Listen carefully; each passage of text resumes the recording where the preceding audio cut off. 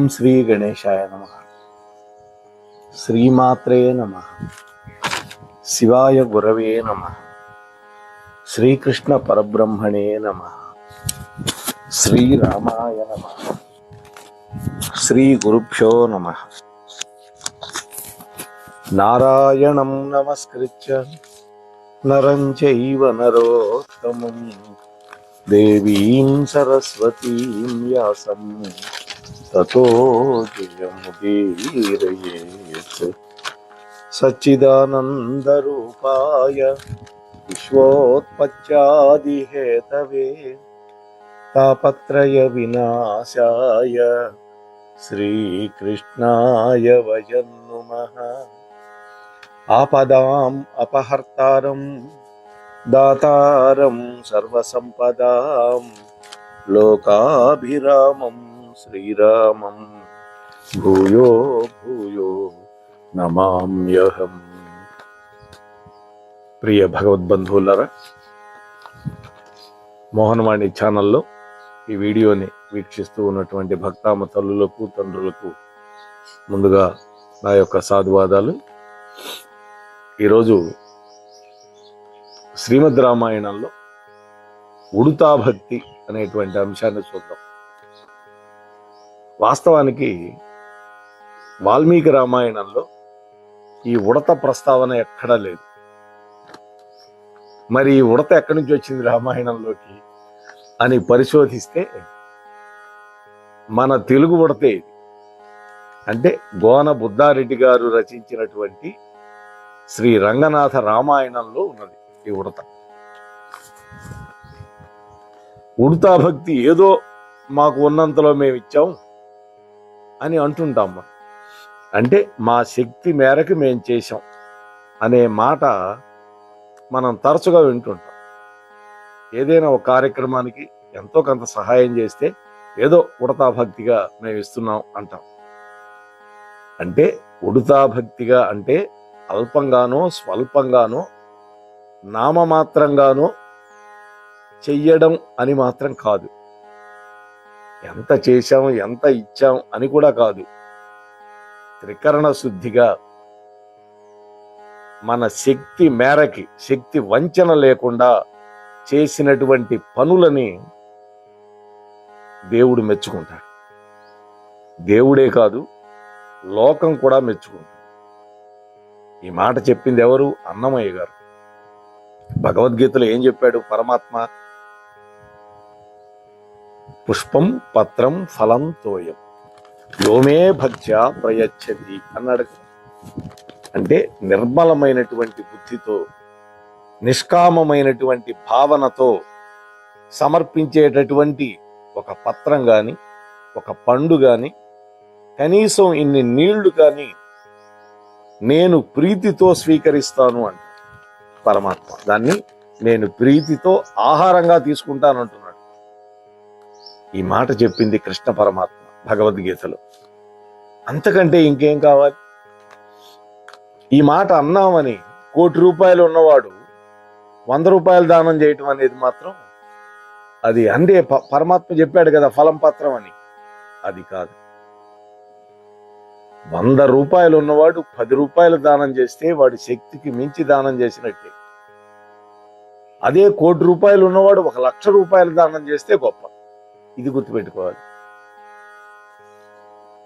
ఇక్కడ ఉడతా భక్తికి సంబంధించినటువంటి మనం తెలుసుకోవాల్సినటువంటి ఒకానొక కథ ఉంది. వానర వీరులందరూ శతయోజన విస్తీర్ణమైనటువంటి లవణ సముద్రానికి దాటి లంకకు వెళ్ళడానికి మార్గాన్ని అన్వేషిస్తున్నారు. 3 రోజులు ప్రాయోపవేశం చేశాడు రామచంద్ర ప్రభు దర్భల మీద. సముద్రుడు ఏమాత్రం కనికరించల.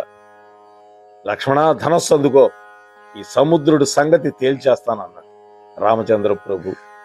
ఆయనకి కోపం రాదు, కోపం తెచ్చిపెట్టుకుంటాడు. అందుకనే సంక్షేప రామాయణంలో అంటారు, తస్య బిభ్యతి దేవాశ్చ జాత రోషస్య సంయుగే అంటాడు వాల్మీకి మహర్షి. ఎవడికి కోపం వస్తే దేవతలు కూడా గడ గడ గడ ఉడికిపోతారో అలాంటి వాడు రాముడు. రాముడు కోపం వచ్చింది. అంటే కోపం తెచ్చుకున్నాడు, ఆవేశింప చేసుకున్నాడు. వెంటనే సముద్రుడు గడగడ వణుకుతూ వచ్చాడు. హే రామచంద్ర ప్రభు, పంచభూతాలకి వాటికి కొన్ని గుణాలు ఉంటాయి కదా, ఆ గుణాలని మాకు ఆపాదించిన వాడివి నీవే కదా పరబ్రహ్మ. మరి నీవే ఇప్పుడు మమ్మల్ని ఇంకింపజేయాలని చూస్తే నాలో నివసించేటటువంటి జలచరాలన్నీ ఏమైపోవాలి అని ప్రార్థించాడు. అప్పుడు సముద్రుడు ఒక ఉపాయం చెప్పాడు. మీలో ఉన్నాడయ్యా నలుడు అని, విశ్వకర్మ అంశతో వచ్చాడు, ఆ నలుడు వారధి కట్టగలుగుతాడు అని రామచంద్ర ప్రభువుకి చెప్పాడు. అప్పుడు వారధి మొదలు పెట్టారు కట్టడం. ఈ వానర వీరులందరూ కూడా సీతారాముల సమాగమం కోసం ఇంత కష్టపడుతున్నారే, మరి నేనేమిటి ఎలాంటి సాయం చేయకుండా ఊరికే ఇలా ఉండిపోయాను అనుకున్నది అక్కడే తిరుగుతున్నటువంటి ఒక చిట్టి ఉడత. ఒడ్డు కొట్టుకొస్తున్నటువంటి సముద్రపు అలల్లో తడవటం, ఆ తడి శరీరంతో ఇసుకలో పొరలటం, ఒంటికంటినటువంటి ఆ ఇసుకని నిర్మాణంలో ఉన్న వారధి మీదకి విదిలిస్తుంది. అలా నీటిలో తడవడం, ఇసుకలో పొరలడం, వారధి మీద విదిలించడం, అలుపు సొలుపు లేకుండా నిర్విరామంగా చేస్తోంది. రామదాసు కూడా అన్నాడు కదా, ఇరవుగా ఇసుకలోన పొరలీన ఉడుతా భక్తికి అన్నాడు ఆయన. రాయికి రాయికి మధ్య ఇసుక గనక ఉంటే ఆ రాళ్లు గట్టిగా అతుక్కుంటాయని ఆ ఉడత యొక్క ఆలోచన. నిజమే కదా, మనం కూడా ఇల్లు కట్టేటప్పుడు ఒక రాయికి రాయికి మధ్య మాల్ వేస్తారు. మాల్ అంటే సిమెంటు ఇసుక మిశ్రమం.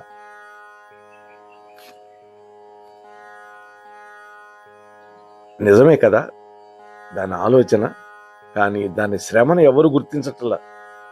ఎందుకని? వానరులు మహాబలవంతులు, పెద్ద పెద్ద రాళ్ళు, పెద్ద పెద్ద చెట్లు తెచ్చి పడేస్తున్నారు. అందువల్ల ఆ ఉడత యొక్క ఉనికిని ఎవ్వరూ పట్టించుకోవాలి. ఎవరి పనిలో వాళ్ళు తలములకలై ఉన్నారు. అయినా ఉడత ఇవేం పట్టించుకోవాలి. కొంతమంది ఏంటంటే తమ చేసే పనిని గుర్తిస్తున్నారా లేదా అని దిక్కులు చూస్తుంటారు. అలాంటి ఆలోచన ఈ ఉడతకు లేదు. అందుకని ఈ ఉడత తన కష్టాన్ని ఎవరో గుర్తించాలని, తనకు ఏదో కీర్తి రావాలని కోరుకోలే. తన వంతు కర్తవ్యాన్ని తనకి చాతైనంత మేర తన శక్తి వంచన లేకుండా నిర్వహించాలి అనుకున్నది. అందుకని శక్తి వంచన లేకుండా అవిశ్రాంతంగా పనిచేస్తుంది. వారధి నిర్మాణ పనులను పర్యవేక్షిస్తున్నాడు రామచంద్ర ప్రభు. ఆ ఉడత శ్రమను, తాపత్రయాన్ని గుర్తించాడు. పరమాత్మ కదా, సర్వజ్ఞుడు కదా, ఆయన దృష్టి నుంచి ఎవ్వరూ తప్పించుకోలేరు. సోమరిపోతుని గుర్తిస్తాడు, మహాశ్రమ చేసే వాళ్ళని గుర్తిస్తాడు. వెంటనే ఆ ఉడతని చేతిలోకి తీసుకున్నాడు. దాని శరీరాన్ని ఆప్యాయంగా నిమిరాడు. ఆ ఉడత సంతోషం పట్టలేకపోయింది. కృతజ్ఞతగా స్వామి చుట్టూ 3 సార్లు తిరిగింది, ప్రదక్షిణం చేసింది. దాని జన్మ చరితార్థం అయిపోయింది. రామచంద్ర ప్రభు తన కుడి చేతి 3 వ్రేళ్లతోటి ఆ ఉడత వీపు మీద రాసేసరికి 3 చారలు ఏర్పడ్డాయి. రాముడి యొక్క చేతి వేళ్ల ఆనవాళ్లను పెద్దలు చెబుతారు. అందుకే ఇప్పటికీ ఉడత జాతికి వాటి వీపు మీద 3 చారకిళ్ళు కనిపిస్తాయి. అది రామచంద్ర ప్రభు అనుగ్రహించింది ఎప్పుడో త్రేతాయుగంలో. ఇప్పటికీ ఆ జాతికి ఆ విధంగానే ఉండిపోయింది. అహంకారం విడిచిపెట్టాలి ఎవడైనా. ఉడతా భక్తి అంటే ఏది చేసినా ఆత్మార్పణ బుద్ధితో చేయాలి, నిస్వార్థంగా చేయాలి, దీక్షగా చేయాలి, పట్టుదలతో చేయాలి. అంటే ఇలా చేస్తే దేవుడు మెచ్చుకునేది ఏమిటి? మన భక్తిని, మన విశ్వాసాన్ని. ఆయన పట్ల మనకున్న విశ్వాసాన్నే తప్ప మనము సమర్పించేటటువంటి కానుకలను ఎప్పుడూ ఆశించడు పరమాత్మ. అందుకనే కొండంత దేవుడికి కొండంత పత్ర అంటారు కదా, అది కాదు. భక్తి కలుగు కూడు పట్టెడైనను చాలు, గంగిగోవు పాలు గరిటెడైనను నేమి అంటాడు వేమన గారు. దేవుడికైనా మరి ఎవ్వరికైనా సరే మనం చేసే సేవను కానీ, కైంకర్యాన్ని కానీ, ఉపకారాన్ని కానీ మన బతుకుని సార్థకత కల్పించుకోవటం కోసం చేస్తున్నటువంటి కృషిగానే మనం భావించాలి. అంతే తప్ప మెరమెచ్చుల కోసం ఏనాడు చేయకూడదు. కంచర్ల గోపన్న దాశరథి శతకం చేస్తూ, ఓ దశరథరామ, నాకు ఏ వరాలు వద్దు, నీవు ఇచ్చినటువంటి ఈ శరీరంతో నీకు చేసేటటువంటి సేవ, ఆ భాగ్యాన్ని మాత్రం నాకు ప్రసాదించు. నా చేతులు నీకు నమస్కరించాలి, నా కళ్ళు నిన్నే చూస్తూ ఉండాలి, నా నాలుక నీ దివ్యమైన నామస్మరణే చేస్తూ ఉండాలి, నా చెవులు నీ యొక్క సత్కథలు వింటూ ఉండాలి, నీ గుణగానం వింటూ ఉండాలి, నా ముక్కు నీవు నీ కంఠసీమలో ధరించినటువంటి పూలదండల యొక్క సువాసనకి మాత్రమే ఆశపడాలి. అప్పుడే నువ్వు ఇచ్చినటువంటి ఈ పంచేంద్రియాలకి సార్థకత.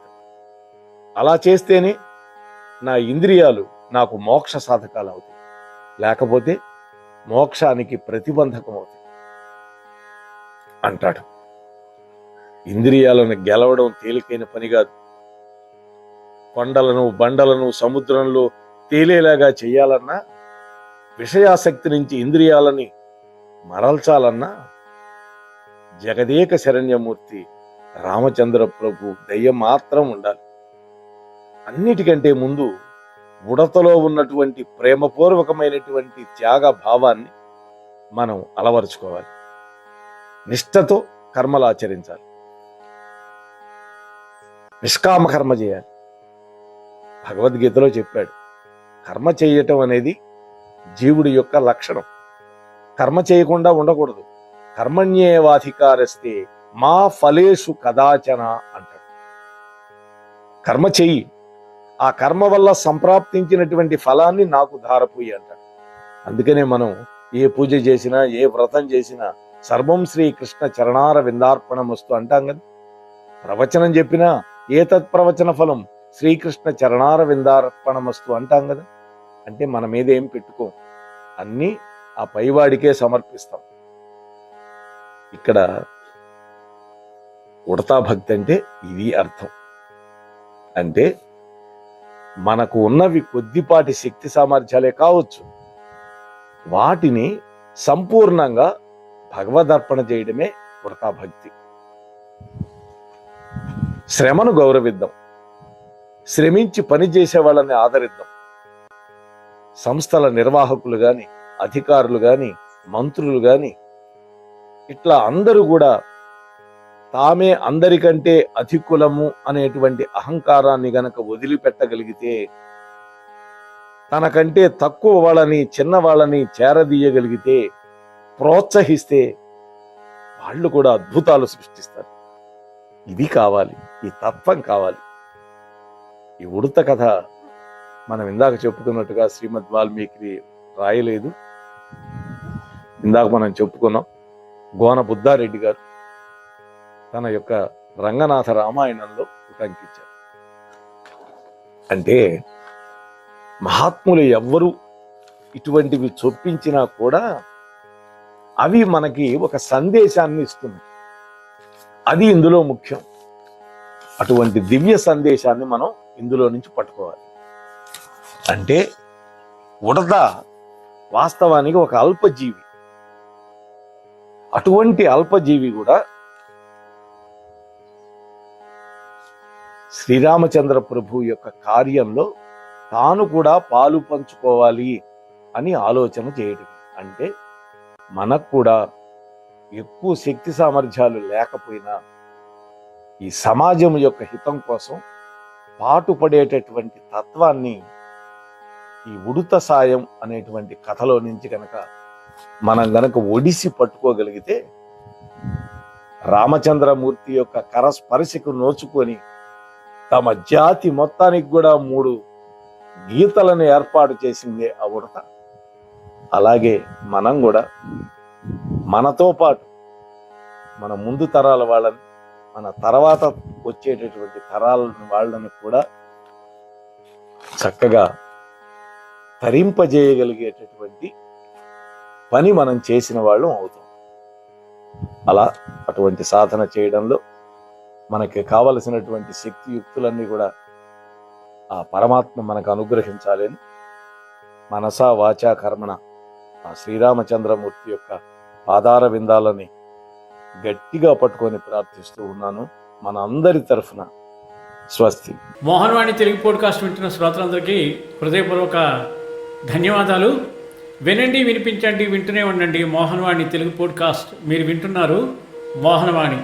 మా కార్యక్రమాలు మీకు నచ్చితే ఇప్పటివరకు మా ఛానల్కి సబ్స్క్రైబ్ చేసుకోకపోతే వెంటనే ఈ క్షణమే సబ్స్క్రైబ్ చేసుకుని ఆ పక్కనుండే బెల్ బటన్ని మ్రోగించి అందరికీ షేర్ చేసి మీ విలువైన కామెంట్ను కూడా చేసి మమ్మల్ని ప్రోత్సహిస్తారని కోరుతున్నాను.